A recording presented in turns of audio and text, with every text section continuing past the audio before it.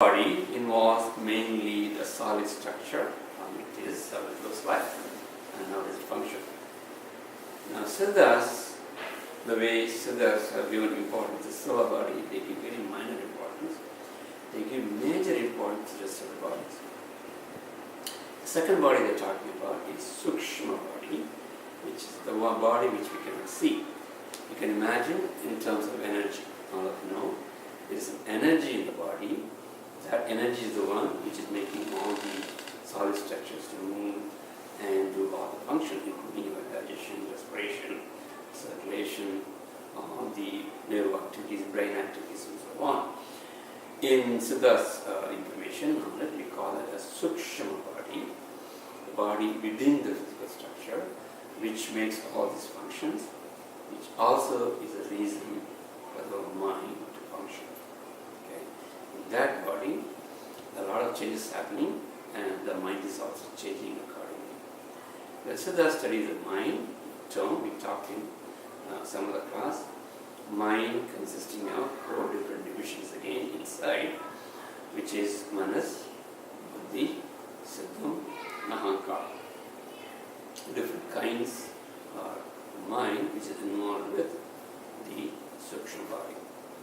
Manas is the one, a kind of division of the mind which is having the experiences of the past. We even go beyond the present birth, the experience of the past life, present life, the day we are born to today. All these imprints are there. And if you want, we can think back at least to some extent. At least from 5 years old, you can imagine. So that's even deep. If you meditate deep for a long period of time, you can even trace some of the past experiences even before you were born, the past life experiences and so on and so forth.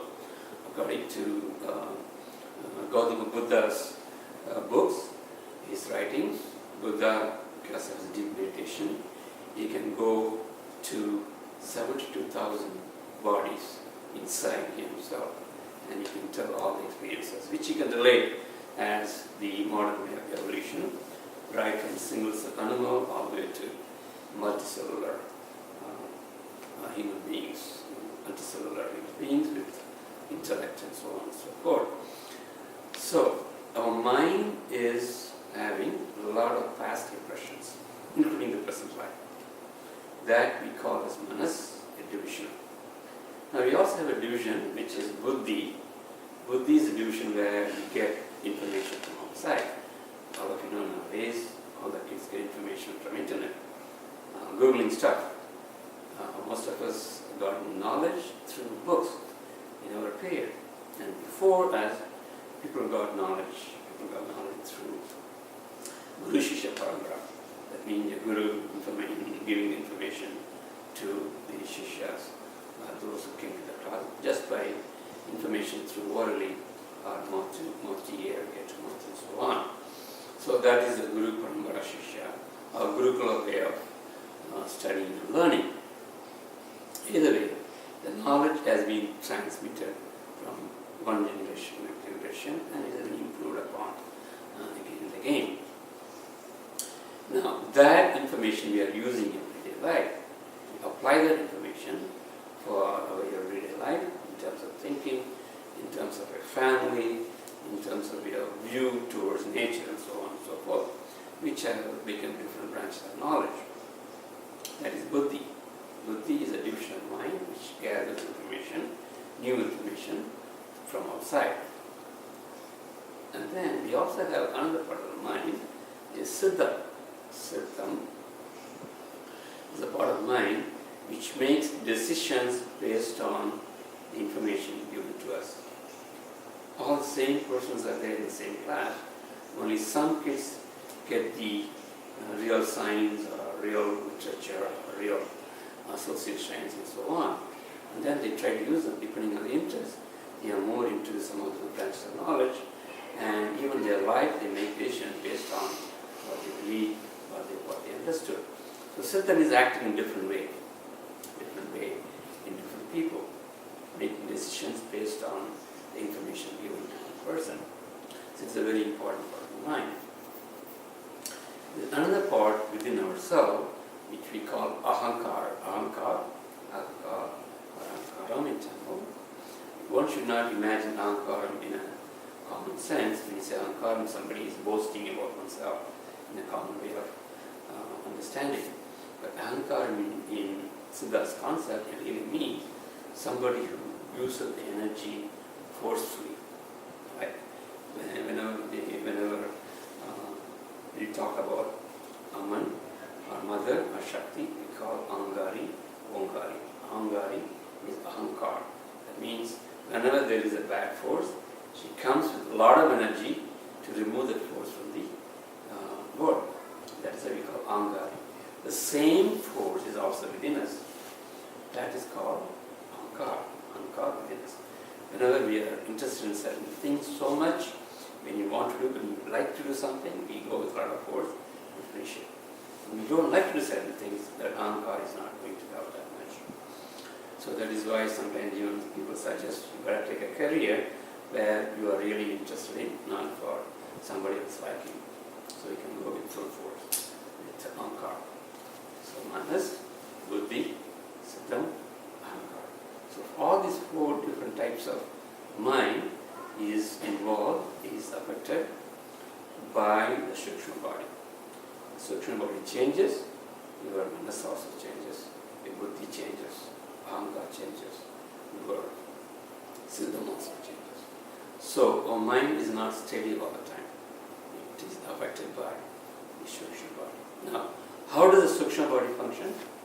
Again, we talked about in last couple of classes about breathing, how we breathe, how breathing is very important to our life, because a person with a breath is a dead person.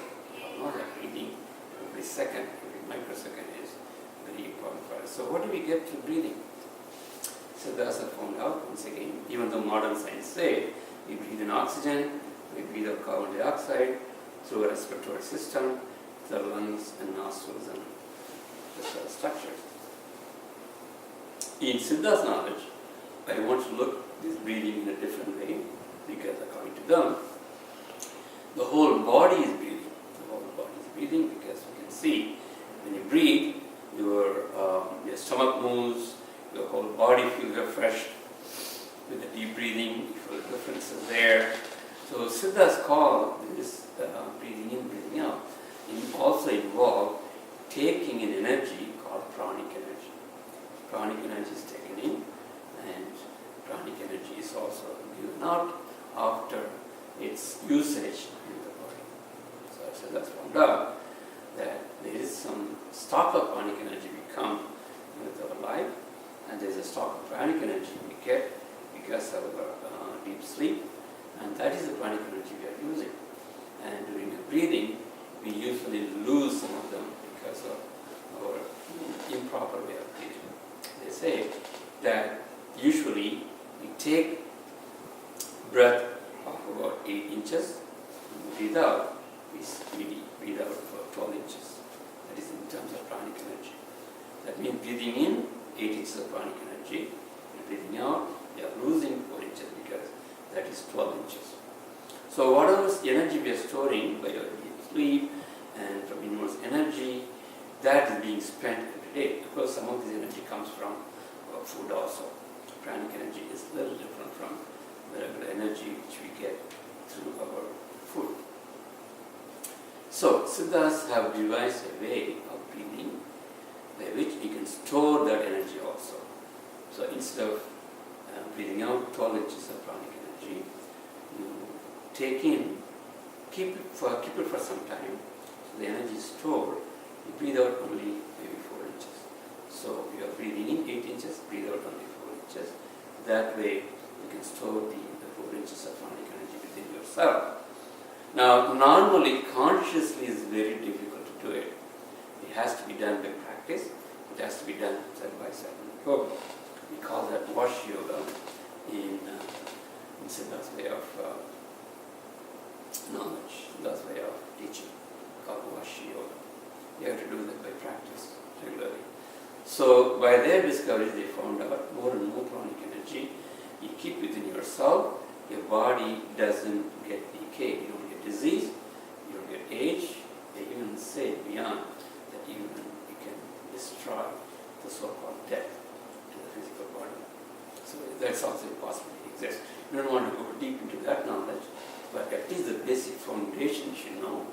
are. Who we are in terms of solar body, in terms of Sukshma body, in terms of mind, and in terms of our Kaarya body, which is breathing. Now, to go a little more deep into this Kaarya body, along with what we discussed before, Kaarya body involves mainly breathing. Mainly we breathe through the left nostril, right nostril, and Siddhas they found out there is some other nostril at the center also. Left side in Tamil we call Idakalai, Ida means left. Right side we call Pingalai,